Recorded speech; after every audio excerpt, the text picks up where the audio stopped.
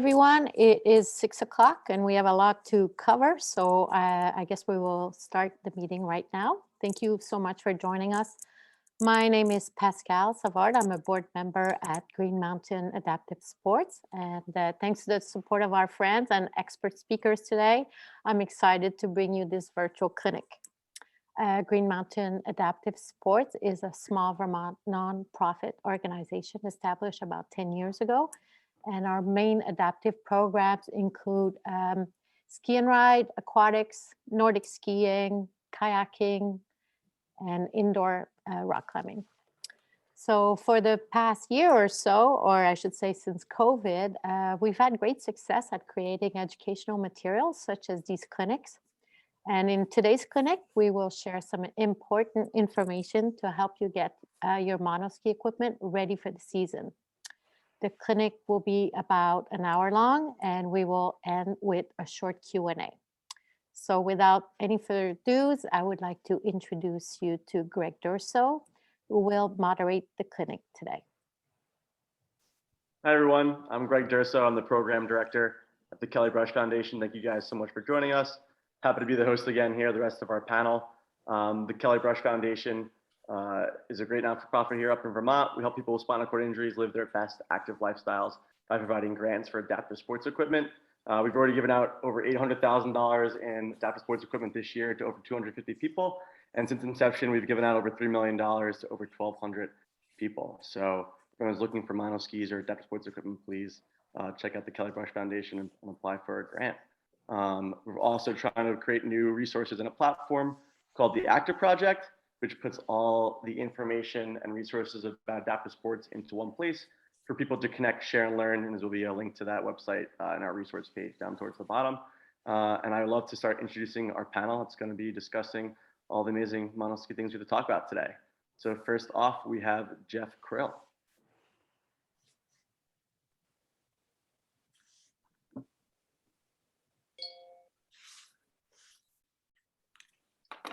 Hey, everyone. Thanks for the intro there, Greg.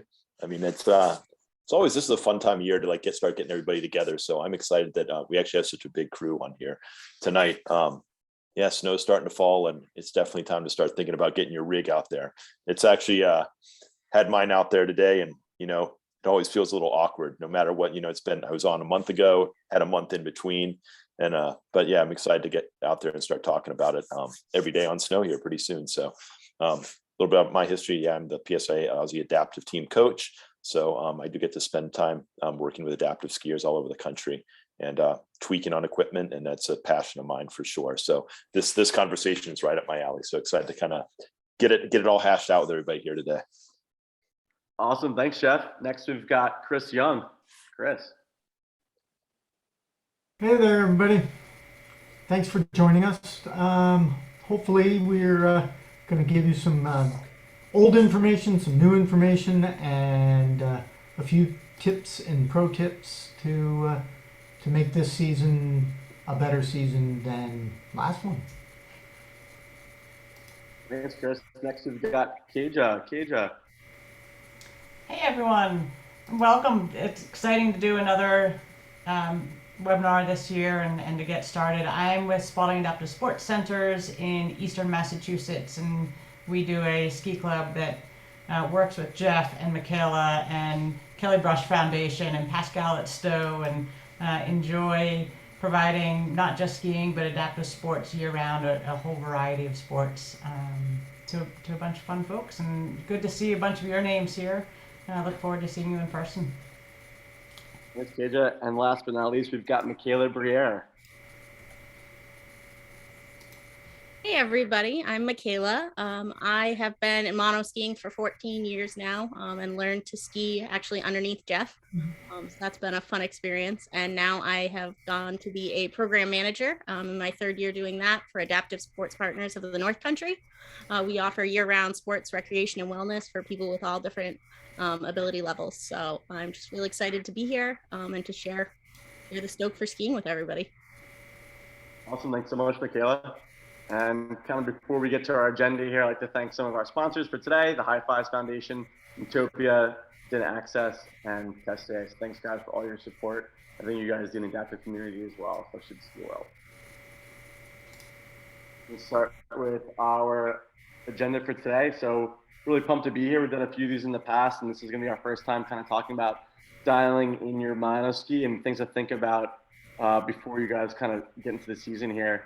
I think we're really excited to talk about what this is going to be. So first, we're kind of talking about your frame and bucket, move on to skis and bindings, your outriggers and straps of that nature, and then kind of how that culminates into kind of a pre-flight checklist and things for you guys to really think about when you're on the slopes and what to have. We'll go over some updates, and then hopefully have a question to answer with you guys at the end, help answer some questions.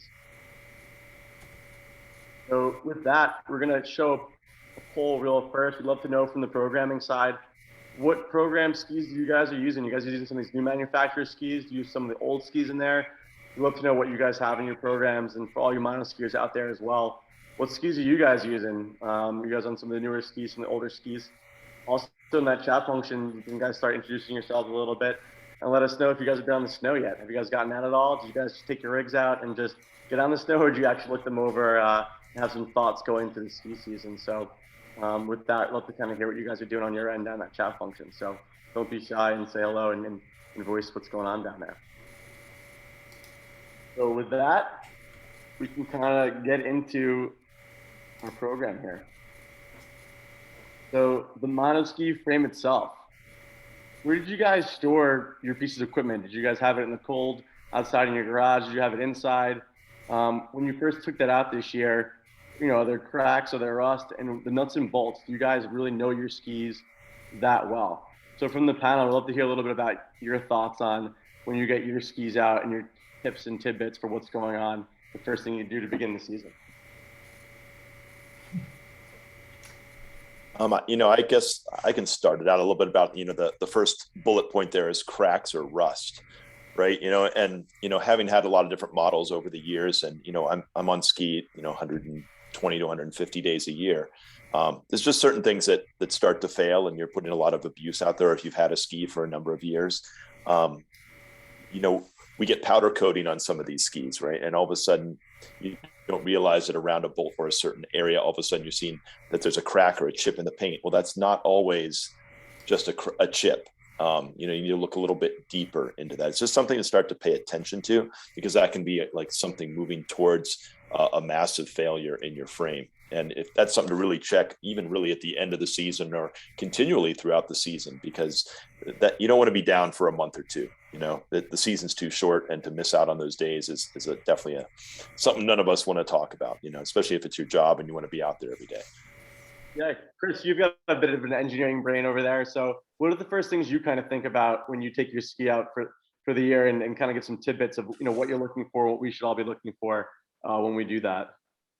I spent a whole day looking at my monoski, checking every single nut and bolt to see if they were all tight, or the ones that weren't supposed to be tight were the proper looseness or tightness. And mine doesn't have powder coating on it now, but I've had machines in the past that had powder coating, and made the mistake of ignoring a little spot of rust that was coming out from underneath the powder coating. Sure enough, it was a crack in the frame, and it failed.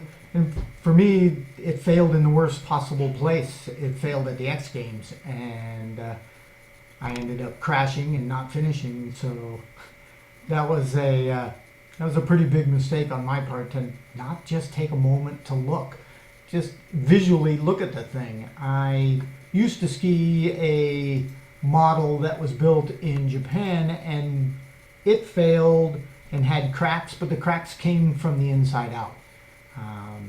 It's something you need to look for, but something you might not see.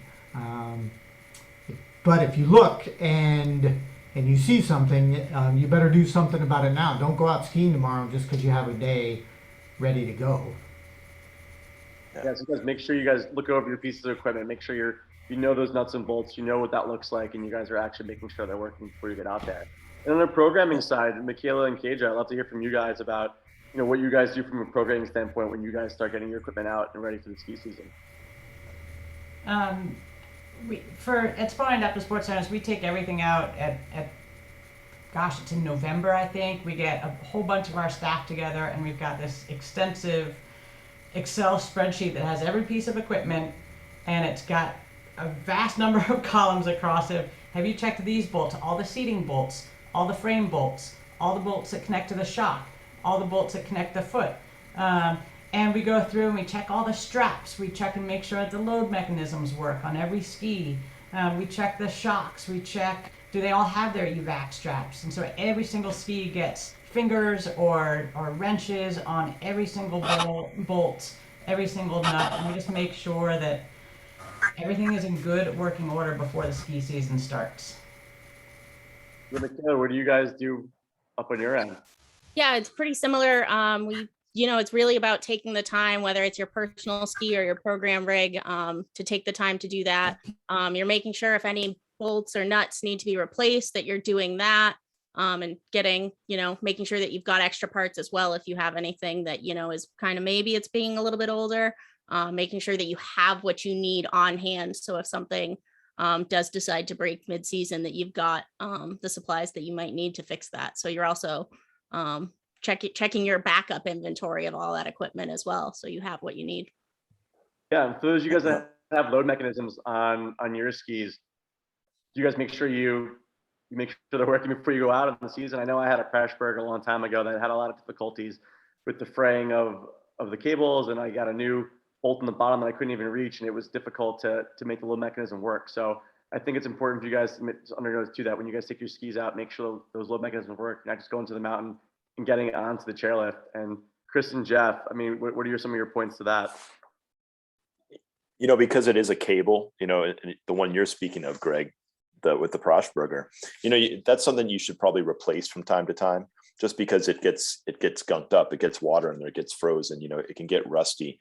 So, then it's not sliding as well through that cable. So just to replace that housing from time to time is a good suggestion. I mean, it's just a simple bike part, so it's an easy enough thing to do. But if it isn't working, it can mean, difference from a really good day and just having, consistent problems all the time.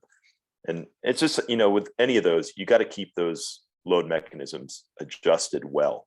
The second they start failing a little bit, you really need to take it in and take the time to fix it right. Michaela and KJ, do you guys, from the programming side too, is that something, one of the things you really make sure you guys are good to go before the season starts? Yeah, absolutely. We test all of our load mechanisms. Does it go up all the way? Does it stay up? I've had some that will rise, and then if there's any weight in it, maybe in the warehouse it looks like it's working just fine, but somebody sits in it, doesn't actually hold its upright position. So we try and test all of those and make sure that they're as they should be. Michaela? Yeah, and I also wouldn't be afraid to test them with somebody in them, because I know ours needs that weight to be able to have that release. So don't be afraid to do that with yourself or somebody in your ski, just to make sure that it's working and working with your weight.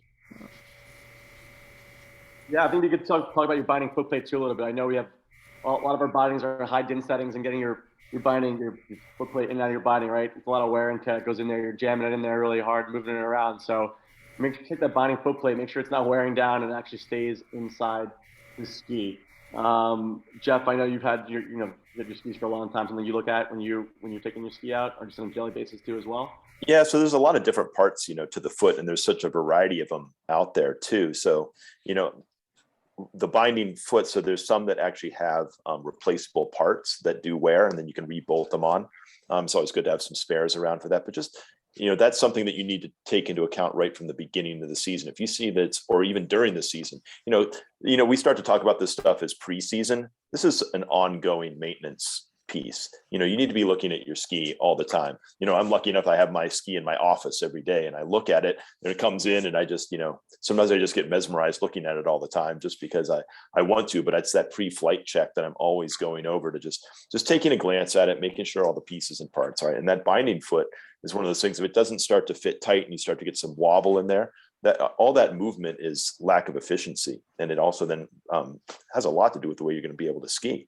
If you're getting all that wobble, all those forces, you're just adding to a lot of problems, and a lot of forces that you don't want to have I guess, transpiring that are going into your ski, you're more likely to break things, you're more likely to tear a binding off.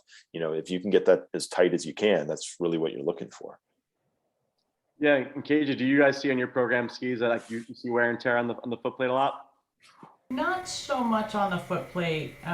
We have pretty light wear, but I see some of the folks that are out there without their snow ski on, using their outriggers to hop around on the foot of the ski. And just like my ski boots, I would want to check the toe and the heel and make sure that you haven't lost material there, to do what Jeff was talking about, add a little bit of wobble. And then moving on to the shock service, this has been a big question that we guys got from you guys. So we'll hear from you. When's the last time you guys got your shock service, and programming too from those programs out there? When's the last time you guys got your program skis and your shocks actually serviced? And then to Jeff and Chris here, what's kind of your rule of thumb when you guys get your shock service? Like what do you guys look for, or what's the timeline that you guys go off of, and why is it important? Super important. The shock is our leg, is our knees, is all the rest of that frame and the bucket that you sit in aren't worth anything without the shock. It should be serviced, and this is my personal opinion, every single year. It could take up to 2 days if you find a good shop to get it to them, to get it turned around, and to get it back. It may be a whole week it could take. Kind of shops that you might look for are places that work on cold weather gear, like a snowmobile shop. Not just anybody can take a shock apart and put it back together. So it's worth doing a little bit of research to find the good place close to you. Probably one of the best options is sending the shock absorber back to the manufacturer. I know there's a couple that will do that for you, and there are a couple that allow the owner, the new owner, to handle that by themselves. I never went more than 88 hours skiing, and that equaled 200 days. But for most folks, you get 10 days a year, 20 days a year, 50 days a year, even 100 days a year. You should still get it done once a year. It's not that expensive, and it's the end of your ski year if the shock goes bad. Jeff, what's your rule of thumb over there? Yeah, I'm on the same boat with that. I try to do that every single year because it is really, it's the most important. It's the brain of really your sit ski. If you're talking about something that is the smart part of our machine, yes, it takes a pilot. But that, like Chris said, that's our legs. And if you don't take care of that part of the piece of equipment, first of all, it's going to end up costing you a lot of money in the end if you don't take care of it. And then a massive failure can not only lead to not only the failure of the shock, but when it does fail, and maybe this in particular, maybe you have an air shock or something, when you have a complete failure with that, you're probably going to bottom out completely and end up snapping frame parts. And that's a whole nother, conversation when that sort of thing happens too. So it's a worthwhile investment for it seems like, oh, it's a pain to take it off and this and that, it's fine. But, this is something that you really need to pay attention to because it is the major component to our sit skis. It's an important thing to do. So, take the time and really invest in your shock consistently. Is there also any indicators from the shock itself that you guys can think of that, like, someone would really know the shock really needs to be serviced, right? Is it leaking oil? Is it making noises? Are you looking like greasy residue coming from the top of that? Is there anything you guys like indicator points that can really point to why you should be getting it serviced and when it should be? Sure, if there's oil on the ground underneath it, you better go get it serviced. Also, listening to it, if it makes a squishy noise, there's probably air bubbles inside of it, and those air bubbles can damage the interior surfaces of the shock absorber, and over time make the shock absorber kaput, make it so it can't be serviced and it can't be, can't be brought back into service. And other things past that, is something seriously wrong? I'm skiing along and just it feels wrong. Is the day super cold? Is the conditions super variable? Maybe those are what's causing it, maybe not the shock absorber. It's always possible, since you wrote down somewhere before you got out that day, you wrote down what your shock settings are, to change your shock settings from one side all the way back to the other side and then back to your settings that you wrote down. So sometimes cycling that, in the past I've had that help when I thought things were bad. Maybe it was just in my head. Yeah, on the programming side too. So Michaela and Keja, like, how important is that basically shock service for you guys in your program skis? Yeah, Wanna it's take this first? go ahead. No, I was gonna say take it first. It's definitely something we're aware of, and one of the things that you really want to pay attention to with our shock is how you store it, and what your athlete's weight level is, and kind of taking account that as a program we keep track in our systems of how much each piece of equipment is used, so that helps us keep track of when it's really due for a service. Because some years one specific monoski might go out really regularly and one will take a back seat. So it just kind of is keeping track of what athletes are coming and when your equipment's going out to keep track of when it needs to be serviced. I see a new column coming in our spreadsheet for each piece of equipment. Thanks, Michaela.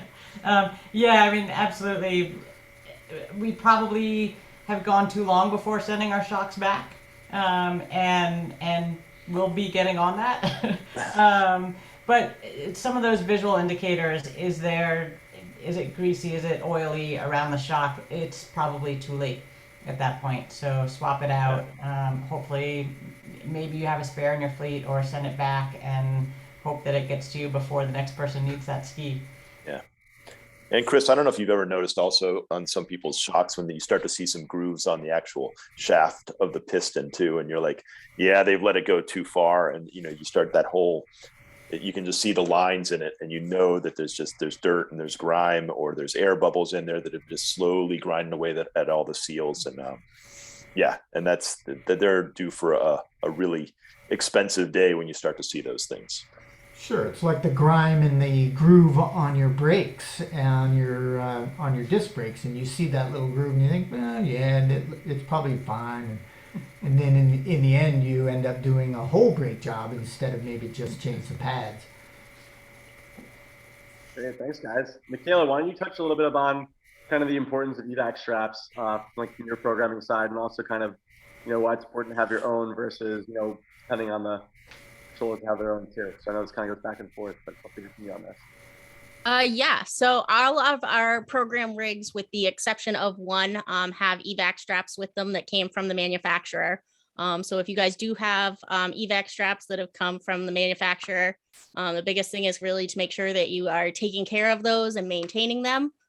So if they're in one of those small little pouches and you've had a couple really wet days, making sure that you take those out of the bag to dry, and making sure that you are also inspecting them regularly.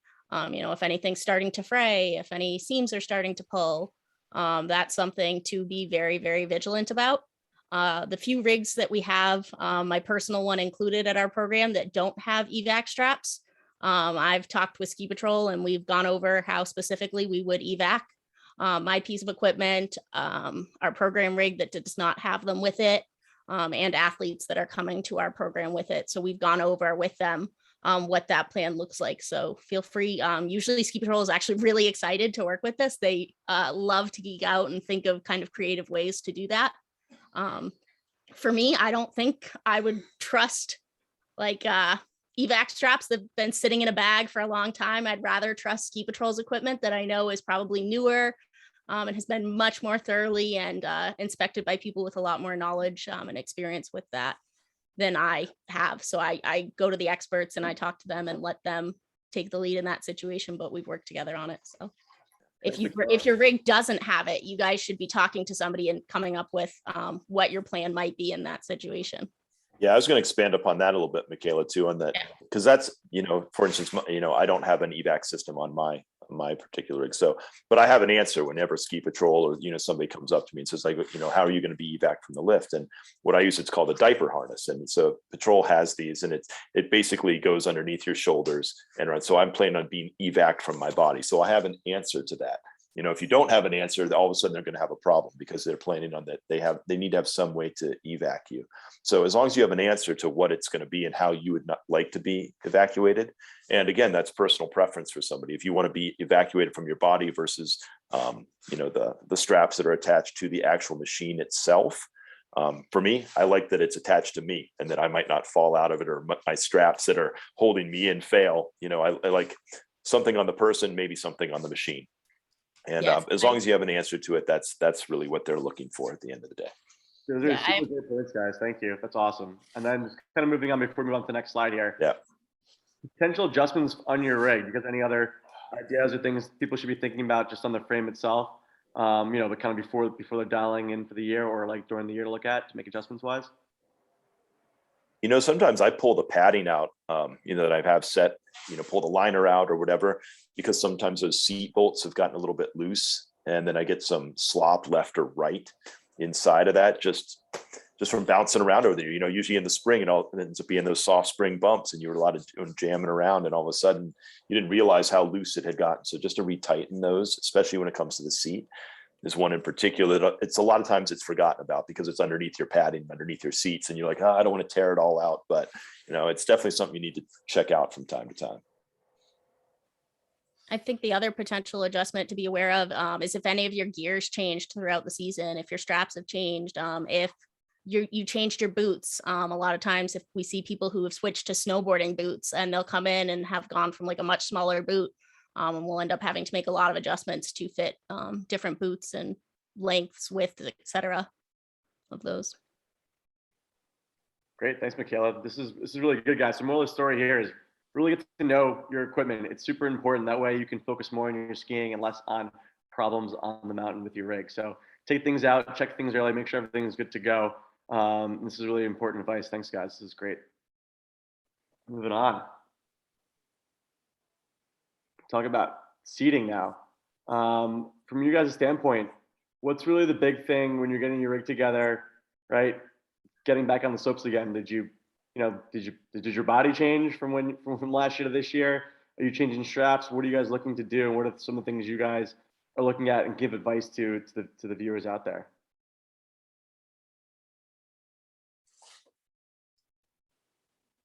Well, I would say if you're making a new seating adaptation, it's the beginning of the year, and you had this amazing idea that was cooking in your head all summer long, and you're planning this big trip, and then all of a sudden you go out and you cut your seat, or you lower the backrest. Because I was just actually talking to a father of a girl today, and they got a whole new custom seat, lowered the backrest by it, and she went out the other day, couldn't ski a bit. And they've got a big trip, going out to Ski Spec in Breckenridge here next week. And, it's like, now she's back at like square one, and there's this whole trip, and other people they'll make that adjustment. Oh, I haven't skied it yet. And then they go on this trip, and then they're stuck and they can't make a turn. So it's just something, go slow at sometimes these adaptations. When you make it, you think you're ready, but it's better to take a little bit at a time, especially if you're starting to take material off of your seat or your bucket, if you will, because you can't put it back, right? So incremental is kind of the way to go in my head with that. And that should sort of be your game plan.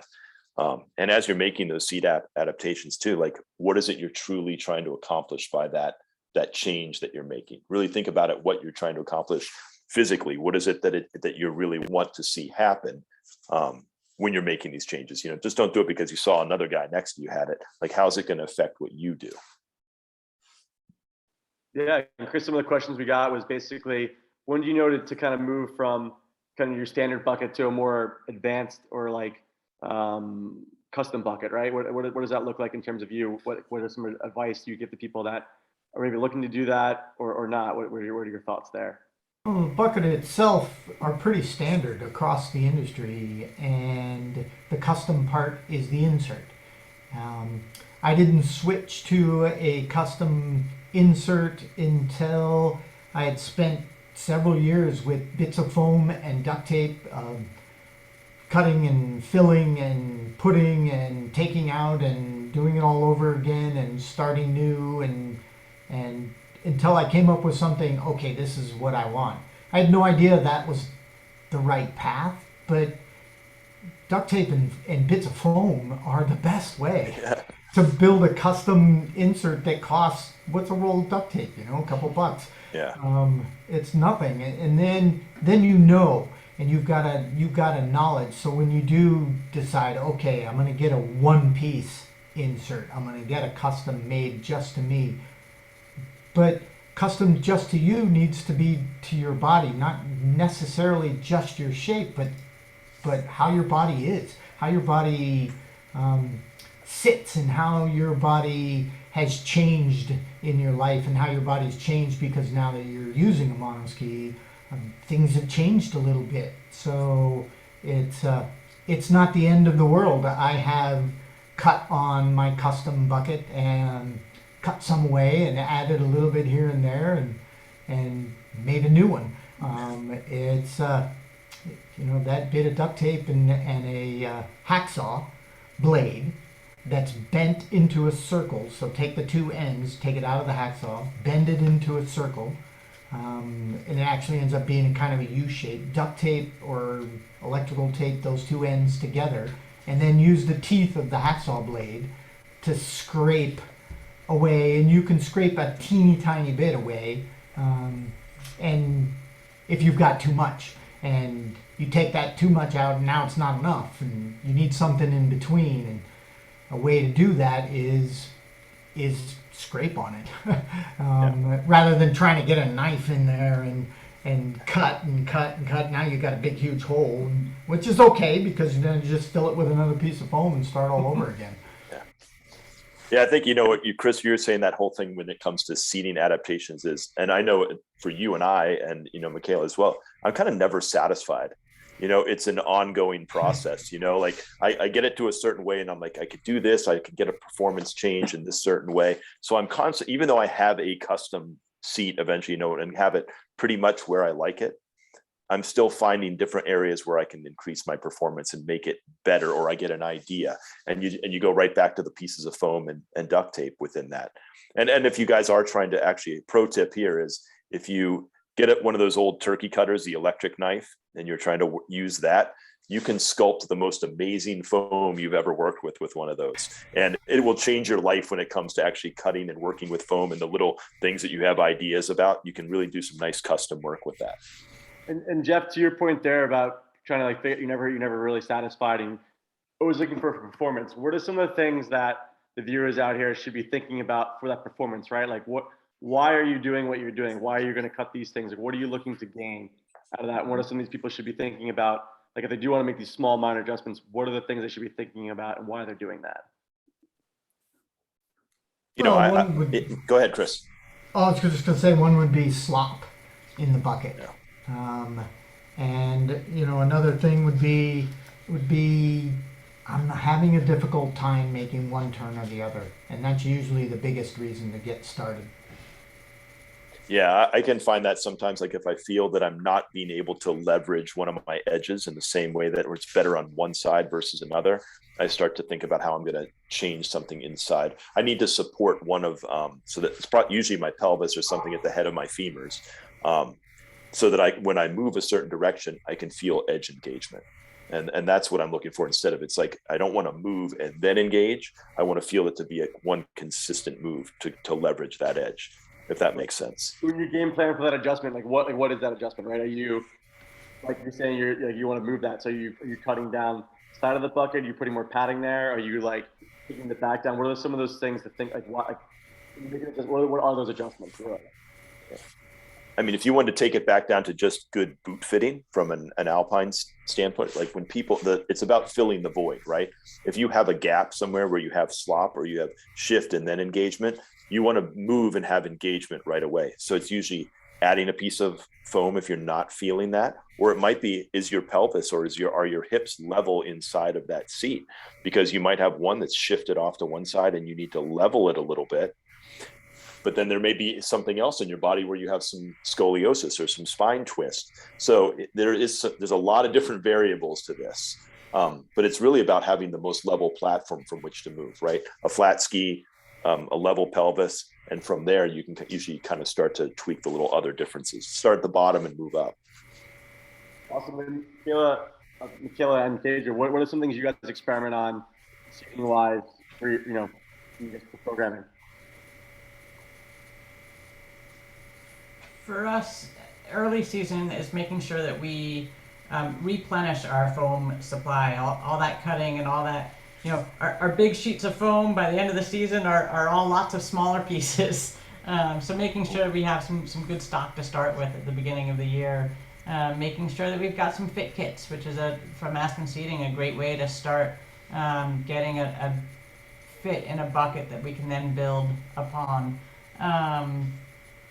I think for us, the biggest thing, what Jeff said about filling the voids and really trying to make somebody's fit snug, but not over adjusting their body in such a way that is uncomfortable for them.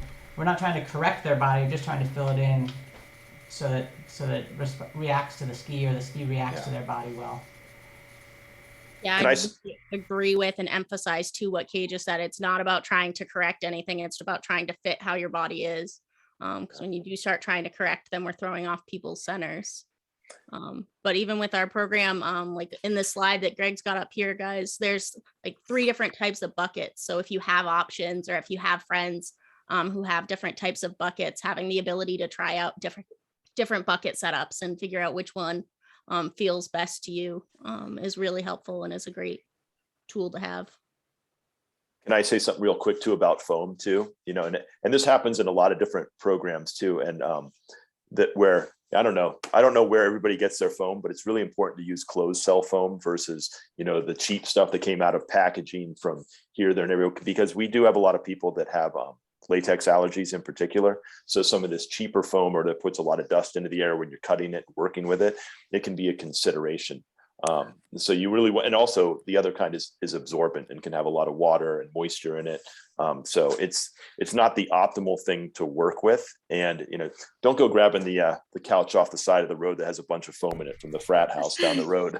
It's always a little better to like get some good foam and something that you can make an adjustment or make an adaptation for a long time, not just a short time fix. And just before we move on here, is there one tip that you think is the most important for everyone to think about going into the season to look at? Is it taking foam in between their legs to open their pelvis up a little bit to like be able to move their body better? Is there one thing that you guys think is important for us to take away from this? Get in your monoski now, off the snow. Does it still fit? Try a couple of, experiment a little bit right there on the floor in the house. Before you go out on the hill, play around a little bit. They become like Jeff was talking about, like I know I do constantly, become unsatisfied with the status quo, and try things. You don't know. You won't always have somebody looking over your shoulder and giving you the perfect piece of input. Teach yourself. Try stuff. Get a carver, get a turkey baster carver. Yeah. I know a lot of people that'll spend time just binge watching a couple of shows sitting in their monoski, pre-season. It's something to do, sit in your living room, get used to being balanced in it, sit in it, feel it, get used to where it is, and then you start to learn, am I balanced? Am I level? Am I kind of sloping to one side versus another, and why? Just it's spending time in that seat and really thinking about it, like what you're feeling, what's going on in it, so make it enjoyable, watch a couple of shows, hang out in your living room early season, and just, that's part of the process. That's how you get better at it. In the registration questions, a lot of folks were talking about the pandemic happened, and I don't know how my body's changed, and it has. A lot of ours have since the pandemic. So I think that sitting in it's a good thing. But also remember, the last time you skied, you kept saying, "I want to make this change." Do you remember what that was? And start this season with the idea of making the changes that you've thought about in the past. Get started on the right track. Perfect. Thanks, guys. We're gonna move on to shock adjustments now. This is also We received a lot of questions for this when you guys signed up. So we'll try to not go too deep into this because I know you can get kind of crazy. But I think the thing here is, how do I know how to adjust my shock, and should I play around with the settings? So, from you guys, what is your stance on why you would be changing your shock settings, and what's important to think about if you want to be doing that?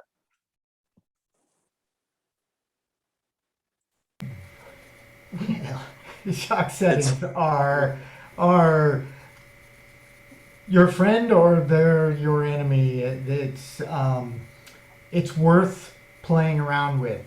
It's also worth writing down what they are before you start playing around with them. Most shocks are neutral and middle of the road, perfect for everybody that jumps in it, right in the middle. So if you have a compression and you turn the knob clockwise until it closes carefully, don't turn it so it closes hard. So when you get to the end, you'll get to a last click. But if you push that really hard, you could bend the needle valve inside. So that needs to be done with a little bit of care. And how many clicks is it? Maybe 14 clicks from where you were, but then it goes out to 34. So it's so you weren't exactly in the middle, but you're pretty darn close to exactly in the middle. And generally exactly in the middle, if it's 30, right at 15 is the sweet spot. And that's where you start from, or maybe return to. Jeff, you talk a lot about dialing your shock to figure out what kind of skiing you are doing, and how that make it help you out. So you wanna talk a little bit about that? I think the hard part in this question is when we talk about shock adjustments, everybody just wants a simple answer to it, right? Like, oh, set it this and it's going to work this way. And like I said to you before, people want to like set it and forget it a lot of times, right? That it's just going to work all the time in every situation. And that's not necessarily the reality. There's a lot of different variables to it. It can come down to, where you are in your skiing performance. What type of skier are you? What type of terrain you're on? What are your goals around that? So, my advice always with this is, and just like what Chris was saying, you kind of come with the factory setting. When you bought it, you talk to the manufacturer where it should be set with my weight for that type of shock, type of skier that I am, and then you start there, and then you start writing down, the different figures, and you start expanding from that. And you can't just do like one run and say, oh, that wasn't it, or that wasn't. It takes some repetition, and skiing that same run, same type of snow, and making the changes and seeing, did you feel a difference? Did you feel a different performance, a different reaction? Was it quicker? Was it slower? Was it sometimes you don't want a dumb shock either. I mean, you can make these things so slow that it's just like moving in and out at a very slow rate. It's just, you kind of got to find your place. And it's a lot of experimentation that goes on with this. And it does take some time. Chris, over the years and us playing together out there, it was always about having a little notebook there to like write, okay, I'm going to try this run, and writing down the conditions of the day, hard snow, this run, medium radius turns, or I'm doing this type of a race course, click, click, click, click, click, what did that do? What was the difference? What was the performance change? Write that down, and then you can kind of find your place that really works for you for conditions and types of snow. I mean, there's not just an answer that I can just put out here in front of you and say, that's it. Unfortunately, it takes some time. It's some personal preference too, like a lot of things in our sports, right? Some people like, tighter strings on their tennis racket than another person does. They like a different golf club than another person does. So it's that kind of customization that it's really about. No, but it's great to know what goes into it and what you should be thinking about, how it's really the little subtleties, and doing the same exact run, the same exact turns, while doing those adjustments to make sure you're really feeling the impact of what you're trying to do. Kaja and Michaela, from a programming side, when people are coming in, are you changing settings depending on who's in those skis?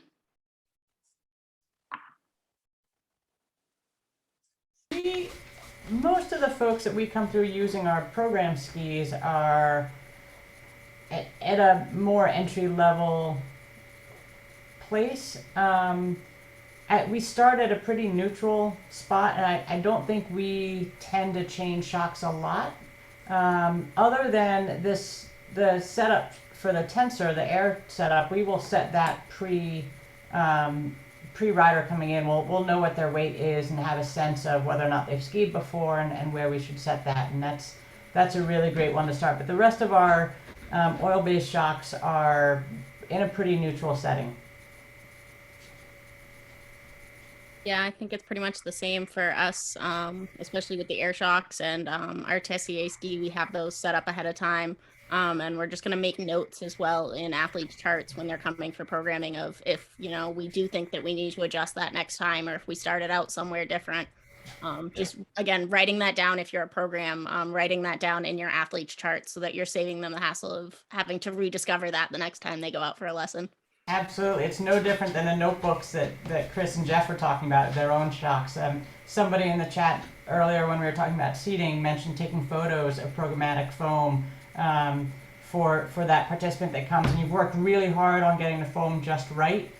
Take photos, put that in their file, take notes of what was the density of the foam that you put behind the right hip, because if somebody's using egg crate versus a nice firm closed cell foam, that's going to make a big difference. So taking those notes for your participants, your skiers, is really important. KJ, I'd even say put that piece of foam in their file. I know it's a big file then when you start doing stuff like that, but to put names on it and to label it like this is, Stevie's foam and this is that person's foam. It's really helpful. And if you're working in the program side of things, like it's customized for them, use it for them, and make it a part of their kit when they show up out there. I was also thinking about like the layman's terms sort of this shock thing. There's just when you sit in or you transfer into your sit ski for the first time, just looking at how much it sags versus did you get into it and it didn't go down at all, or did it to go a little bit into the suspension? If we talk about athletic stance and skiers, and even anybody, when you stand up and you sit in your boots, you can stand really tall, or you can come down a couple of inches into your suspension, right? And that's what we want to see in our shock too. We want to see it actually come down a little bit, not like way down and bottom out and it's like sitting in the back seat, but we want to see that it can just come down, an inch and a half or two, right? That's what's called shock sag. And that's something I always look for as well. Great. This is great. So we go on to the next slide here. Thanks, guys. This is all awesome.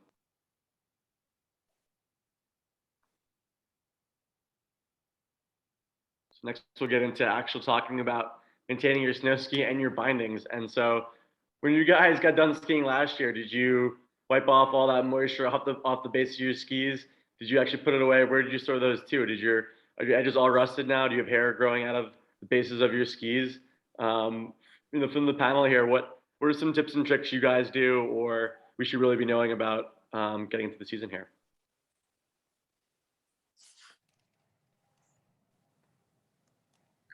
Chris, you're on mute.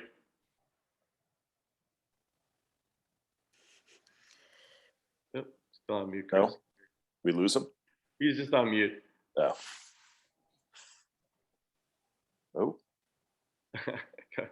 Going back. Oh, there we go. Or Jeff, do you want to? Sure. I'm in here. I can chime in on that for sure. I mean, clicking through again, tuning edges and the base, right? I mean, you got to take care of your equipment. There's a ton of people out there, and I know everybody's guilty of it. And I ski on skis sometimes. I'll go and I'm on my ski every day, and I know I should have tuned it, and I don't take the time, but I know the performance difference every time I do. I take a lot of time with my edges. I spend a lot of time, perfecting what tune I want on my ski, and I really tune it to my own disability too, and what my level of injury is at T7, T8 complete. So, I've worked hard at what my tuned edges are. It's important. A racer who's training every single day, they tune those skis every single day.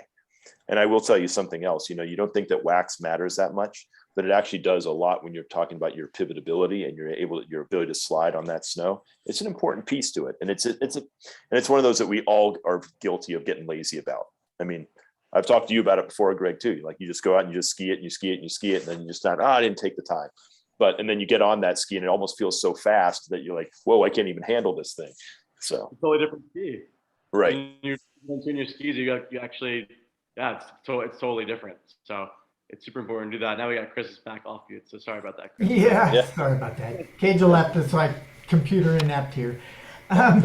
It, like Jeff just said, it's another piece of your equipment, like you're checking your outriggers for the telltale, sometimes happens crack at the bottom where the nut goes through and the flip tip engages, and you're checking all of your monoski for all the different things and making sure there's not frayed straps. Who wants to buckle into their monoski in a frayed strap? Well, your snow skis, that next piece, that last piece.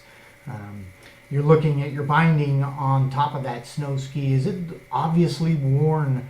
Is it obviously grab a hold of it, and does it move? If you grab a hold of your binding, the front, the toe piece or the heel piece, and it moves around a little bit, it's time for a new binding. Don't even say, oh yeah, it'll probably be fine. Yeah. It probably won't be fine. Well, it might, but probably not. And your bases of your snow ski, the top sheet, it really doesn't matter unless you got a big giant piece missing.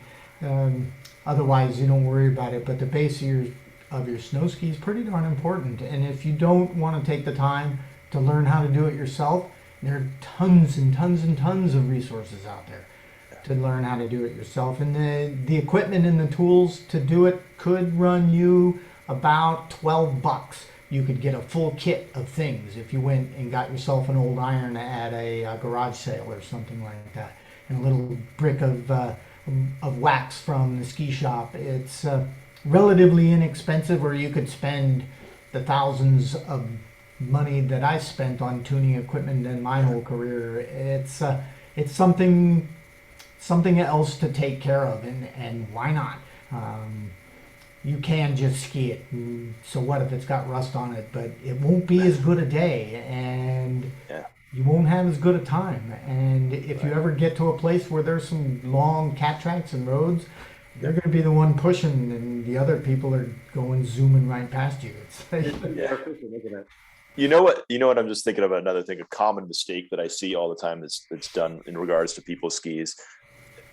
People get, or you have it brought into your mountains ski shop or into the program wherever you might be skiing out of, and they leave the ski on the floor, right, overnight, and you come out in the morning, and it's all covered in rust. Take your skis off. Don't let it sit in a puddle of melted snow overnight just because it was easier for them. Or if you're going to do it, at least flip the ski over so it can dry and it's not sitting on the carpet floor or the whatever floor, or it's getting sand and gravel all over it. I see it all the time where somebody, you're asking somebody to bring it into a program for you, and they leave it on the floor, and the next day you come out and the ski's totally trashed because of that.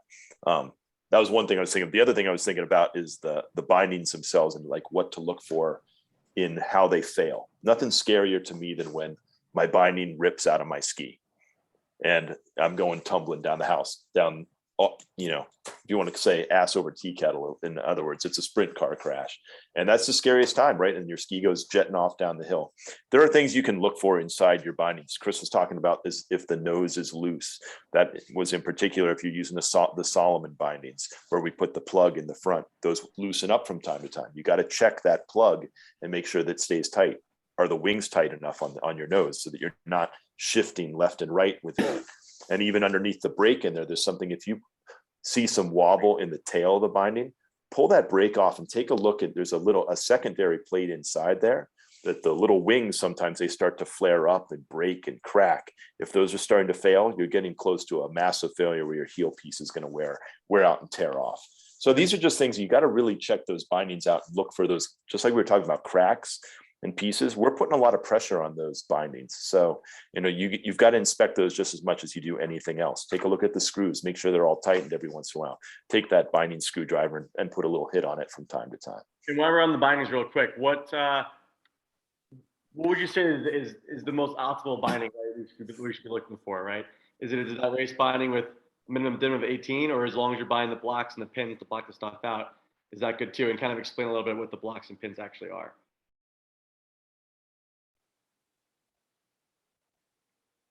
Well, and just looking at the different models of bindings that are out there, also it's going to, if you have a certain plate that's only going to match a certain type of binding, you're kind of stuck with what that will be.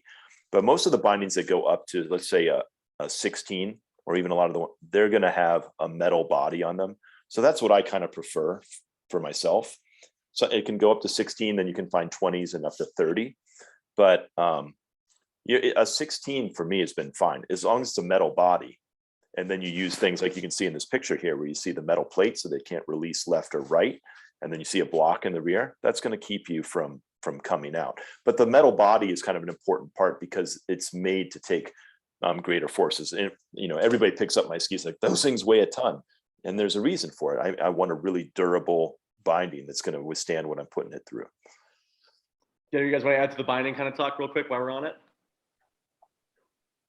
I think the big thing I'd say is just making sure your ski actually goes in your binding and that you're checking that before you get to the mountain so that you can plan and make any adjustments to that it needs to be. And, sometimes you can have someone torque it kind of and pay attention and watch the foot just to make sure that it's really staying in there. Yeah.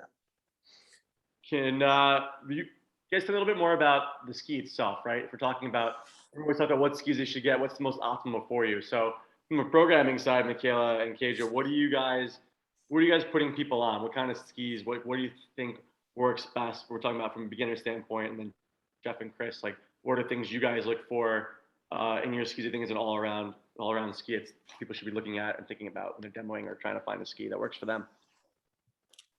Yeah, I don't know if I'd say that there's any real one right ski for any person. I mean, everyone's got different preferences and different ways, even in the beginner kind of scenes that I've seen. So just having options for people. And that's one of the reasons that I love mono camps, mono days, mono get-togethers, is because usually people have their arsenals and hopefully there's someone there with the same size foot as you. Because I think we've got a couple of different size feet going on in the world these days. So having the ability to try out different things, whether it's plated, not plated, just the feel of that difference can make such a big impact. And KJ, yeah, do you guys have a certain ski you guys use, or you kind of cross the board there?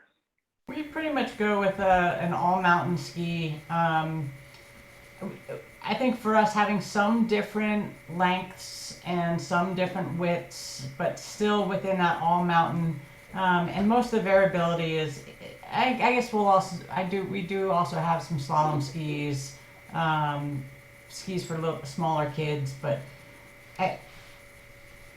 pretty generic all mountain. I think, as Michaela said, trying out different skis. There's no one ski for any particular person as a program. We don't have a huge wide variety of skis, but for any skier, I look at this picture and I'm a vocal girl.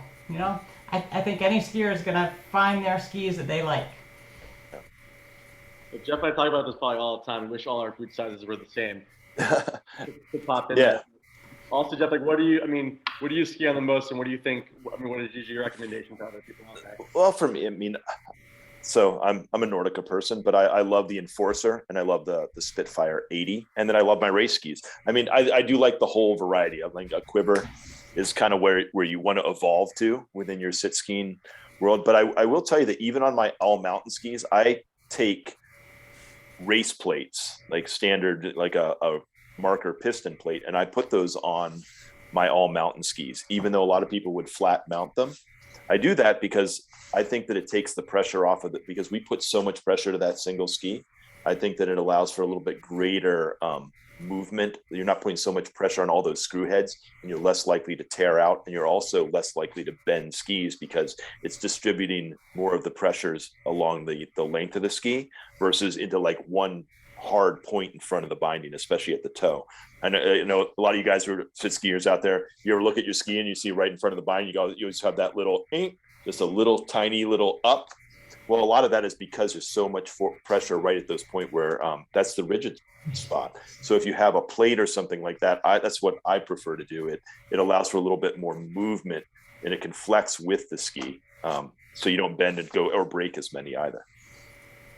Yeah, Chris, what is your thoughts or ideas of yours out there? Yeah, my ski of choice is a 191 centimeter, 27 meter radius beast of a ski that I like to take everywhere, but that's a not normal kind of thing. I'd prefer something a little bit fatter, because this is an old GS ski. It's something in kind of that, I don't know, underfoot 85 to 6, maybe close to 90 somewhere, not too much. And then do I want an early rise tip or not? Some of that is, where am I going today? Am I hanging out on the groomers, or am I going into some backcountry kind of skiing? What type of thing do I want? It'd be nice to have 6 or 7 or a dozen different types of skis for all different types of conditions, but that's not generally really possible. So 2 or 3, one nice one that's relatively stiff, has some metal inside the ski. It's pretty easy just talking to the folks at the shop. Even if you don't buy a pair, go in and talk to somebody about skis and they'll tell you all about them. Most of the guys that work at shops know quite a bit about what's inside of inside of snow skis. Generally, I steer away from anything that says light in the name or carbon in the name or anything like that. I steer towards something that's going to have a vertical sidewall that's not a top sheet that wraps all the way around to the edge down the sidewall. I steer towards something that's more of a laminated, where most skis are laminated. It's just that sidewall material creates a little bit stiffer of a ski. I mean, myself, I when I ski a fat ski, it's a vocal, what is it, what's the fatter one than the Mantra? It's the Katana or something like that. It's a monster. It's like 197 centimeters or something. I don't know. It's huge. But I like a bigger, stronger, stiffer ski, and until it's slalom day and play. And I wish I could get away when I was racing with a 155 centimeter slalom ski, and that would have been fantastic. But all I have is 165, and it's pretty darn fun. Yeah. I think that's it too, Chris. Like you were saying, that don't be afraid of a bigger ski too. That having a little bit more tip to tail is a good thing when you're a sit skier, especially when your feet are hanging out there a little bit more. You've got a little bit more,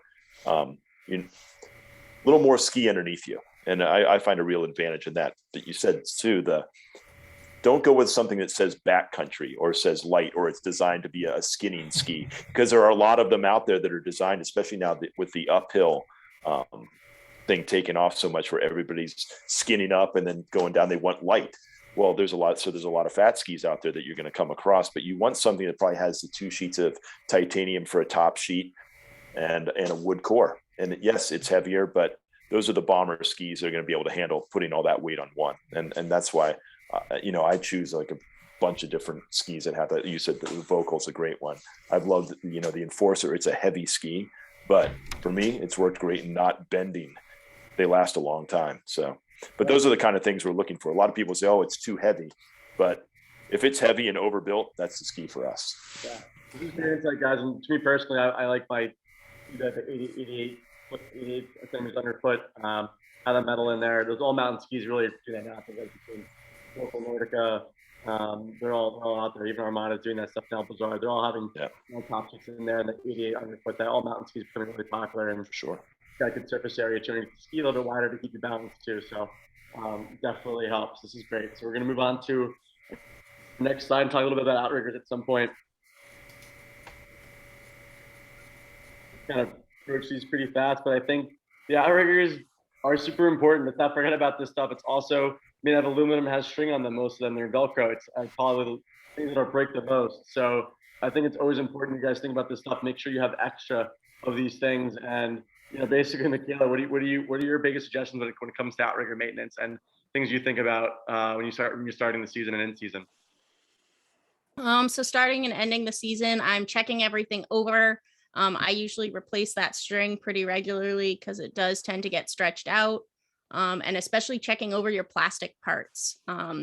Those plastic parts can wear down and kind of over time get a little bit more brittle. And when they crack, if you don't necessarily have an extra set of outriggers on hand, sometimes that can be the end of the day. So checking your plastic parts, making sure you've got extras of what you need, just in case they are getting older. Again, is your Velcro getting older, and that's going to maybe start wearing and affecting your skiing if your arm's kind of wiggling around in there. Are your bolts starting to come loose? Because especially as those get looser, sometimes they'll start to wear and create a little bit more slop inside of those holes sometimes. So just keeping an eye on that. Can you switch to bolts if you've got your own outriggers now versus the clips that just kind of can come in and out? Yeah, and KJ, you got a million outriggers in your programming. So what are you always looking for and checking for, making sure, or telling people they should be thinking about? For a program, just the opposite of Michaela's last point is make sure you don't have any bolts and nuts in there, and that you have the quick clips so you can adjust them all the time. In the beginning of the season, I'll echo exactly what Michaela said. We check all the strings, we check all of the springs. Are they flip up? Are they flip down? Have we flipped our outriggers so that we have too many in one direction versus the other? We like to have a nice balance. Making sure, like to always put a little bit of not antifreeze, but little something on the plastic pins so that they're not freezing up, and at least start the season that way. We always have some with us too. Making sure our kit has extra parts of everything. Extra ski tips, extra string, extra springs, extra cuffs, extra Velcro, so that if we are, our program travels to different mountains every week, and so we're not home. We've got a trailer full of stuff, so making sure we have everything with us that we need in those just in case moments. Chris, do you want to explain a little bit about the different ways the outrigger can flip up and back, reverse versus the normal, and why you might choose one over the other? Yes. Was that for me, Greg? Well, or Chris? Yeah, I did see that question pop up in the chat there. Like one reason why, and I can tell you from my perspective on a couple reasons. From a teaching perspective and from a performance perspective. So, and for any of you guys that when you were learning, if you can remember those times when you tried to push off, for the first time, and then you couldn't pull the string right, and it didn't go down, and your arms jamming into the snow, it's jamming into the snow, and then finally you get it, and it throws your turn off. Well, a lot of people also sometimes they'll go to push off, or they'll accidentally grab the string when they are flip ups, and especially in a learning point, if you grab that string while you're actually slide moving, you can do some real damage to your shoulder.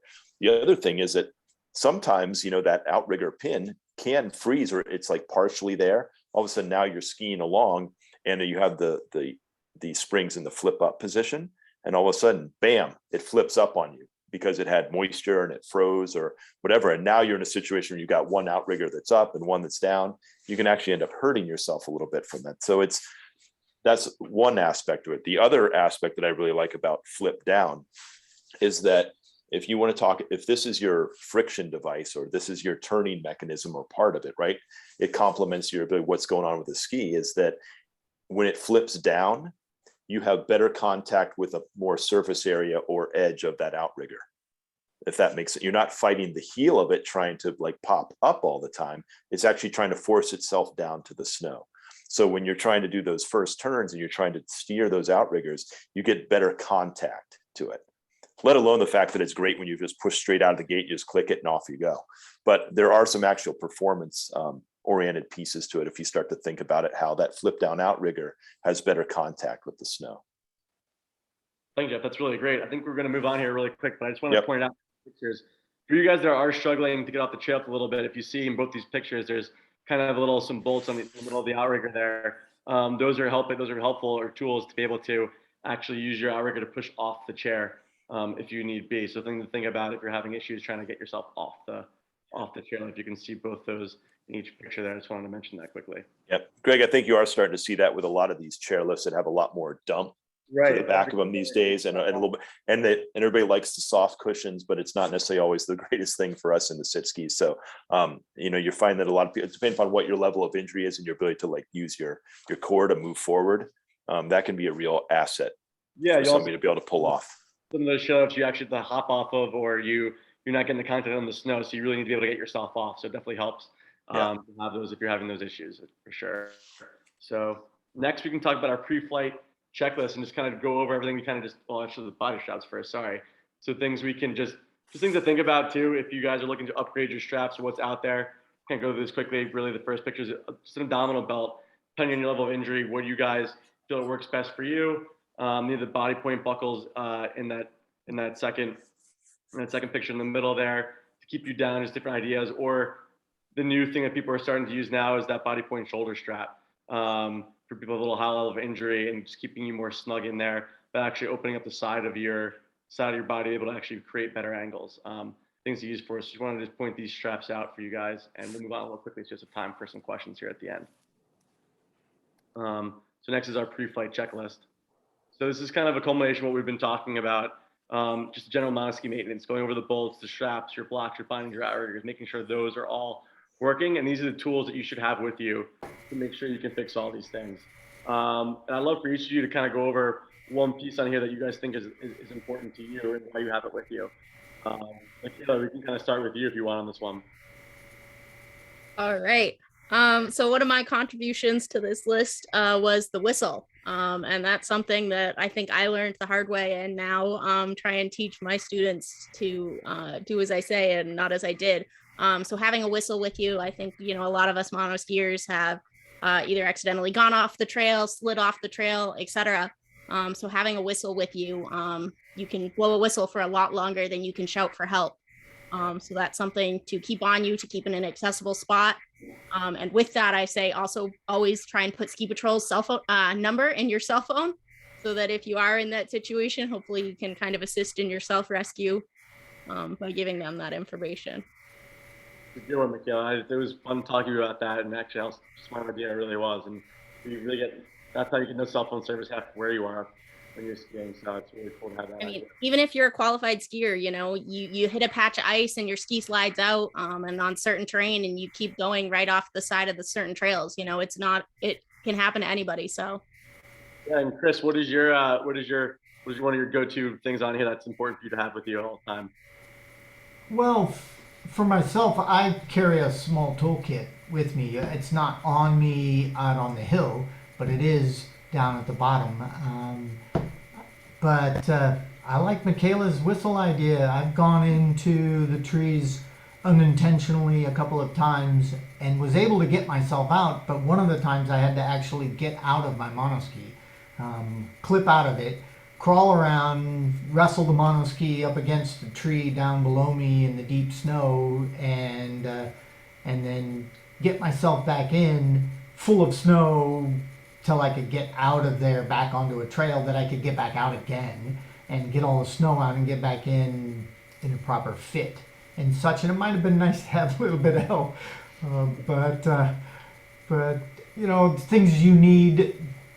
Put Ski Patrol's telephone number in your cell phone. You carry the darn thing around with you. You should have their number in your cell phone. It only takes a moment, and it's always in there forever. It'll be in there and ready to go. Plus, it's 5/30 seconds. The Allen wrench, the hex key that you need for your outrigger repair.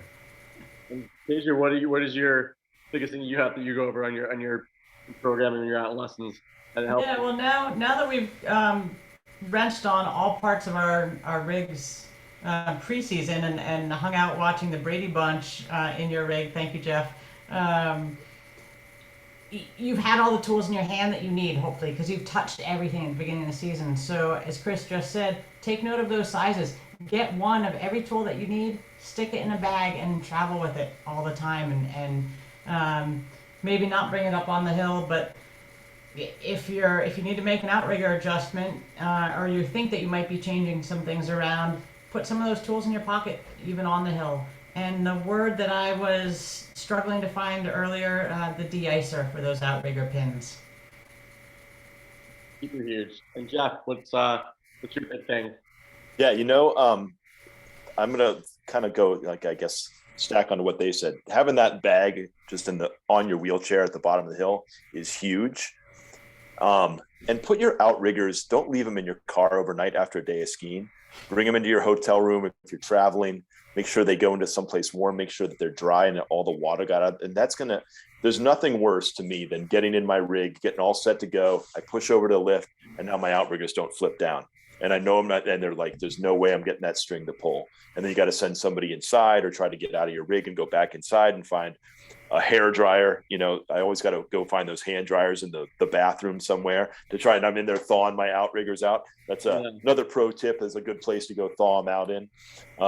And the other one to this is, I was thinking about the whistle. If you're going to purchase a whistle, the Fox 40 is like one of the best ones out there. It's what all referees use. It's the loudest one and best one out there that's made. And also another thing that I've been thinking about too, as of late, I just bought if you guys know what those backpack covers are that you would use for when it's raining and somebody's hiking for their backpack, it's waterproof. It's like a poncho. It's like a $10 thing that you can actually use when you're out of your wheelchair and out on the hill. Have it cover up your cushion, cover up your stuff, put stuff inside of it, and it'll never get wet and get snow all over it too. And it cinches right on it. It's got an elastic side. So it's just a nice thing to have that's out there, and it keeps everything dry, and you come back to a dry cushion. Makes for a good day. Yeah, Jeff, that's a really good point. That was good. Thank you for that one. So we can kind of move on here. We're gonna kind of end here before the questions to go over some housekeeping items. But first, we're gonna send out a link to this Spaulding record. It's gonna link to the whole Zoom chat. Also your survey that'll be going out for you guys to fill out. Let us know how much you guys liked it. If you want to do something else, and what else we can do. And then also the next two slides, you'll be able to have series of list of resources that we've been talking about throughout the presentation. You have this one in the resource page, and the next resource page, and on the next slide too as well. On there also, Pascal, do you want to talk a little bit about the Stowe Monoski Day? Yeah, sure. Yeah, we're going to be hosting our 10th annual Monoski Day in person this year, so it won't be one of those virtual clinics. It's going to be on a Sunday, January 9th, and it's an all-day event. You can read more about it on our webpage at Green Mountain Adaptive Sports or greenmountainadaptive.org. And if you have any questions, you can always send me an email. So we're expecting 20 monoskiers there, including our speakers here. Hopefully even Jeff will be part of it. Thank you for my friends from Quebec also coming. I'm stoked to have some of my people finally able to come across the border to join us for that. If you guys just can't wait to see us then January 9th, I think all of us will actually be at Ski Spec starting Monday. So if anyone's out in the Colorado area, Breckenridge, all of us will literally we'll be out in Breckenridge for Ski Spec all week, and we'll be happy to meet some of you, go skiing, or just have a beer and talk more about this in depth. So I know we could talk about this more if we could. So before we go on to questions, I just want to say a big thank you again to all of our sponsors, High Fives, Inntopia, DynAccess, Tessier, and the Kelly Brush Foundation. And just a big thank you to our panel here, guys, for all the work you guys put in the adaptive ski community and all the work you guys are doing. So very much appreciate it. If anything else to add, we just kind of have our last 10 minutes here and open it up to some questions here. If anybody has them, so feel free, you can unmute yourself and actually ask, and we'll answer what we can. But thanks again, guys. This has been great.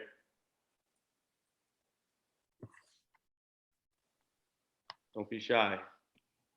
I'm going to go ahead and stop sharing the screen. I'll so everybody can ask see a my question. I don't know if everyone can hear me. It's Chris Tagatak. One of the things I really want to do this year is I want to travel to some of the other programs around New England.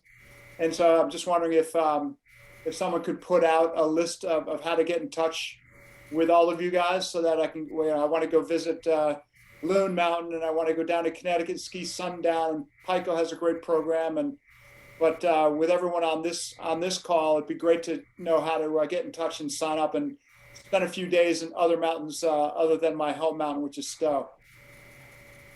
Absolutely, Chris. We can pull that together for you. Great. Yeah, we'll do, Chris. We'll definitely make a link out to everyone and put that in there. If it has information too, please put it in the chat box too, so we can take that and put that in the email as well. Everyone hooked up on that. It's a great question, Chris. And we're looking forward to seeing you at all the different mountains then. Do you guys have any other questions for the panel while we're up here? Or just general thoughts? Greg, I wanted to say that our poll didn't work out awesome. I think it's because we have too many co-hosts on this meeting. But if you want me to share the results, we got 34 votes out of 57. I think we were up to just over 60 people attending. Do you want me to share the results? Yeah, please do. For fun. Hopefully this works. There we go. Yeah, we can see that. Oh, this is great. This is fun to see. Wow. Someone's on the shadow. Yeah, people are still using the Yeti in the Revolution too. Holy smokes. No growth. No growth. No growth. That's good. Panel, what is your thoughts on this survey, on the poll? I think it's actually pretty neat that some of the old skis that are still out there, and how some of the newer companies, ET only started building their Monoski 1 or 2 years ago, and quite a few folks have that here. And yet the number of Yetis and Shadow Mogul Masters that are still out, it's awesome. That's fun to see. But it's also cool to see too, everyone jumping more towards the newer stuff too. I think there's a really good balance, and it's fun to see that and how your skiing can progress from that. So cool.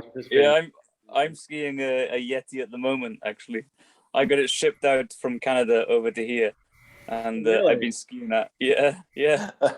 just because I wanted something to get me going that was cheap, and it actually, to be honest, it's heavy, but actually the riding it, the position is really quite good. Anyway, it's a bit of fun. It gets me going at the moment. So that's great to hear. Yeah, and the Yeti is a great ski. It's more the shock technology that you'd really benefit from. Underneath that.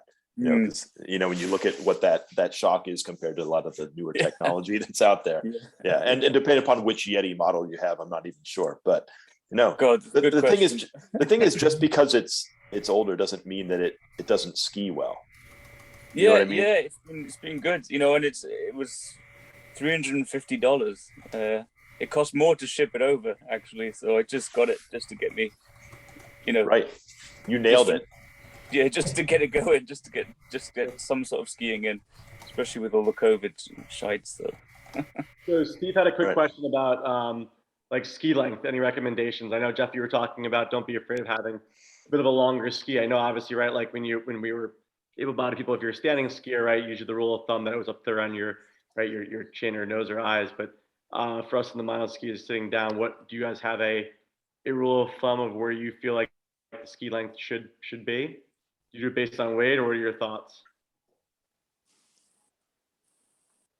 That's always a difficult question too, right? And so I prefer, for years and years, I loved the 165 slalom.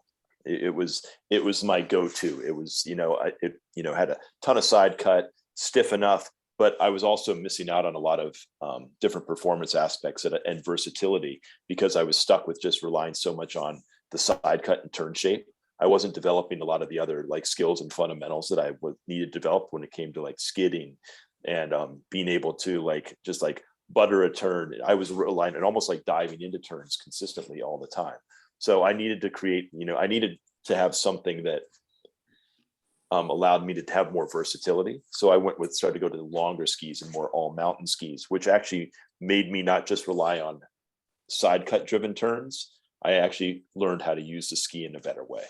So, I advise people to go a little bit longer. Don't get stuck also with one tool all the time, because you can get stuck into one movement pattern and you want versatility in your skiing. So that's kind of my advice. So play with longer skis, play with shorter ones, but don't use the same tool all the time. You'll become a better skier if you use a variety of different ones, if you can, if that's at all possible for you. And I would agree also with thickness, with waist width. Yeah. A slalom ski underneath in the 70s versus something all mountain in the 80s. I guess slalom's more 68 or so underneath. For somebody just starting out for program skis, that's mid 70s width is a great place. 80s width is a great place to start because it gives a little bit of balance. Something a little bit wider gives a little bit more balance, but you get too wide for that beginner, it's harder to get over on the edges. But as you get better, it can be a lot of fun to have a wider ski and play with what that is. A narrower ski underfoot can get really edgy at first. Chris Tag Attack, you had a question about the bases of skis and if they're ever tuned.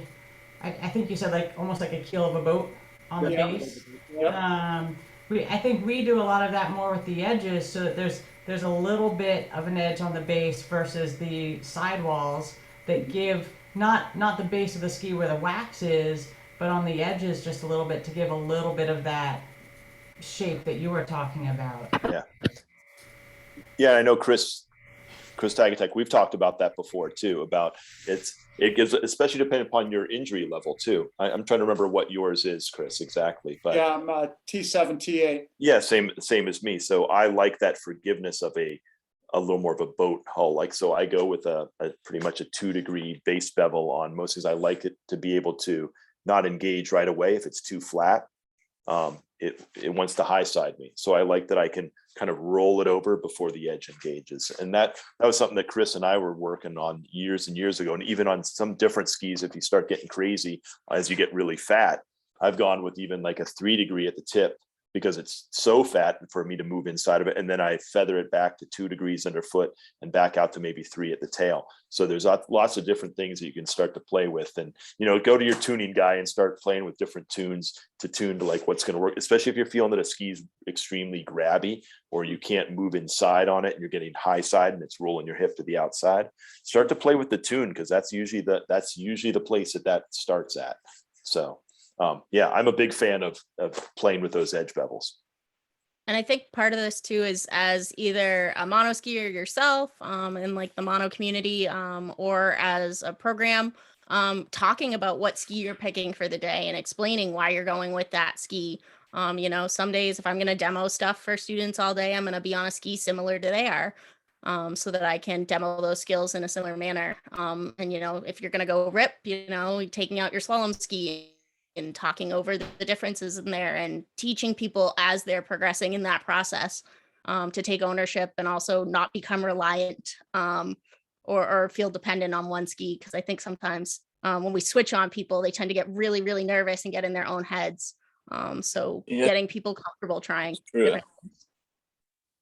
Yeah, I would, that communication and an event like this and you guys asking the questions and Breckenridge or the Stowe event that Pascal's hosting in January, such great places to cross-pollinate.